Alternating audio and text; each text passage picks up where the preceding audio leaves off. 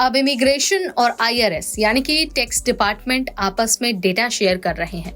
इसका मतलब ये है कि अगर आपने कभी भी अमेरिका में अनऑथोराइज्ड काम किया है, चाहे F1 वीजा पर, चाहे H1B पर, और उस इनकम को टैक्स में रिपोर्ट किया है, तो अब वो डेटा इमिग्रेशन के पास सीधे जा रहा है।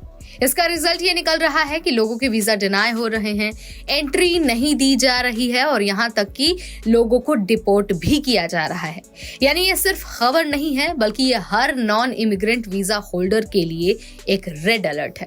अब देखिए, कई लोग सोचते हैं कि साइड में थोड़ा सा उबर चला लेंगे, फ्रीलांसिंग कर लेंगे, टैक्स भर देंगे तो सब कुछ ठीक हो जाएगा।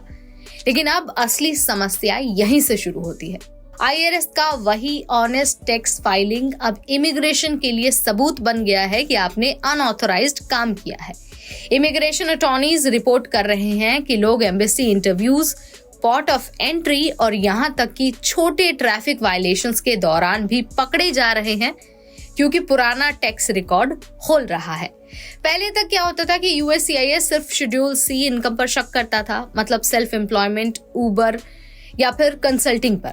लेकिन अब इन्फोर्समेंट ज्यादा ब्रॉड हो गया है। IRS डेटा एक्सेस होने की वजह से पुराना इनकम हिस्ट्री भी सामने आ रहा है, यानी कि कई साल पहले स्टूडेंट वीजा पर किया गया छोटा कैश जॉब भी आज H1B पर आपके लिए प्रॉब्लम बन सकता है। अब यहाँ पर क्लियर कर लेते हैं कि कौन सी इनकम सेफ है और कौन सी रिस्की। अगर हम सेफ इनकम की बात करते हैं तो बैंक इंटरेस्ट, डिविडेंड्स या फिर जो कैपिटल गेन्स है, यानी कि जो शेयर्स है, म्यूचुअल फंड्स है, प्रॉपर्टी सेल है, वो वाली इनकम सेफ है, यानी कि कोई रिस्क नहीं है। लेकिन अगर हाई रिस्क की हम बात करते हैं तो अगर आप उबर चलाकर कोई इनकम कमाते हैं तो उसमें रिस्क है।